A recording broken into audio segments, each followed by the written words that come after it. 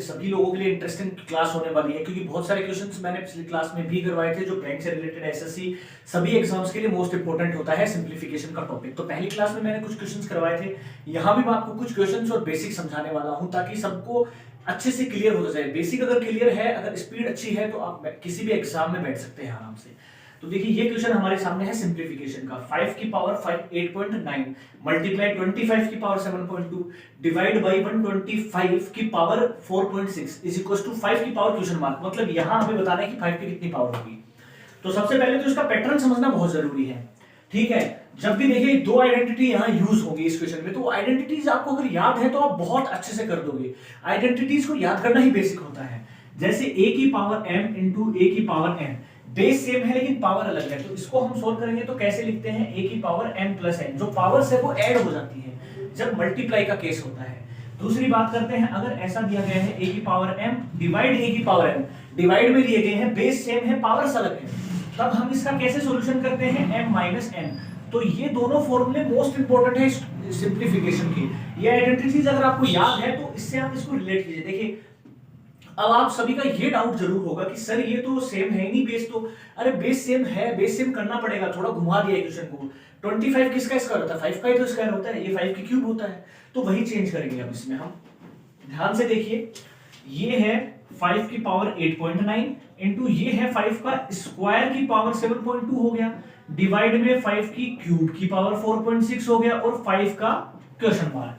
अब देखिए एक और आइडेंटिटी होती है क्या, a की पावर m की पावर n।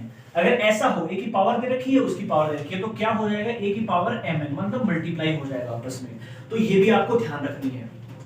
अब देखिए इंपॉर्टेंट, 5.89 हमारे पास आ गया, 5 की पावर 7 दूनी 14, 14.4 हो गया, डिवाइड में 5 की पावर 3 6 18, 3 4 12 13, इतना हो गया।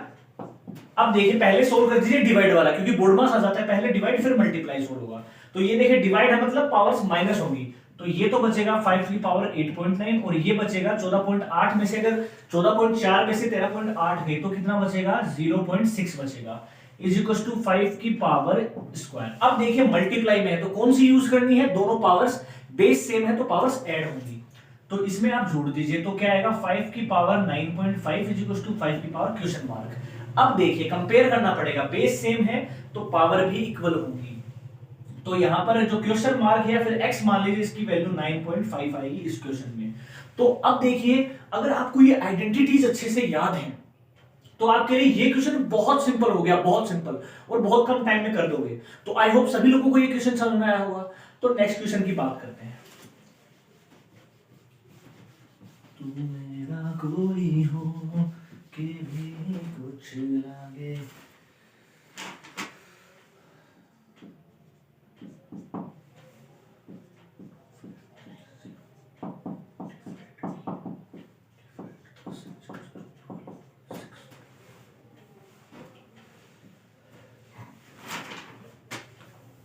तो देखिए नेक्स्ट क्वेश्चन और नेक्स्ट कॉन्सेप्ट, ठीक है, इसमें भी एक और मैं बेसिक सिखाने वाला हूं, इसीलिए ये क्वेश्चंस मैं लेके आ रहा हूं। 2530 डिवाइड p डिवाइड 10, ये एक डिवीजन की एक सीरीज दे दी, तो बहुत सारे बच्चे इसमें कंफ्यूज हो जाते हैं कि सर इसको कैसे करेंगे, तो सीरीज दे दी इज इक्वल टू ये दे रखा है, तो सीरीज को सोल्व करने का बहुत अच्छा तरीका बताने वाला हूं। ठीक है, अगर ऐसी कोई भी सीरीज दे रखी हो 3 की 4 की 5 तक की भी दे रखी हो तो कैसे करेंगे। जो पहला वाला होगा ना, जो नंबर होगा वो तो आ जाएगा ऐसे, और बाकी सारे डिवाइड में आ जाएंगे, मल्टीप्लाई होगी, मतलब p गुना 10 बराबर कितना है 12.65। अब सोल्व करना शायद आप लोगों के लिए इजी हो गया, ये उधर चला जाएगा या फिर p उधर ले जाके ये इधर ले आएगा नीचे, तो मतलब 2530 अपॉन में 10 इंटू 12.65, ये आ जाएगी p की वैल्यू, क्योंकि p उधर चला गया, ये इधर आ गया, एक जीरो से एक जीरो चला गया आराम से। देन उसके बाद हम क्या कर सकते हैं, 253 इतना आ गया और 00 और 1265, यहां से पॉइंट हटाया तो ऊपर जीरो चला जाएगा। अब काट दीजिए, 5 दूनी 10, 55 25, 5 दिए 15, 55 25, 0 5 6 30 और 0। अब देखिए आपका आंसर आराम से आ जाएगा। ठीक है, अब आपका जो आंसर है वो मैच कर जाएगा इससे। ठीक है,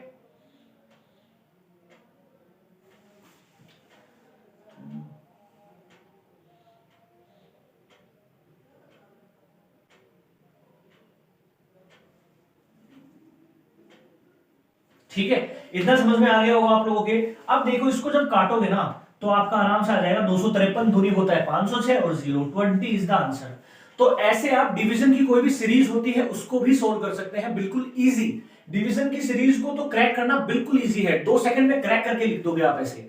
तो अगर आप लोगों को ये क्वेश्चंस भी समझ में आए हो, ये बेसिक समझ में आए हो, तो ज्यादा से ज्यादा इसको शेयर कर दीजिए अपने सभी फ्रेंड्स में, ताकि सभी इस कॉन्सेप्ट को सीख सके और अच्छे से प्रैक्टिस कर सके। क्योंकि बैंकिंग एग्जाम्स में सिर्फ टाइम की बहुत इंपॉर्टेंट भूमिका होती है, टाइम सबसे इंपॉर्टेंट है बैंकिंग एग्जाम्स में।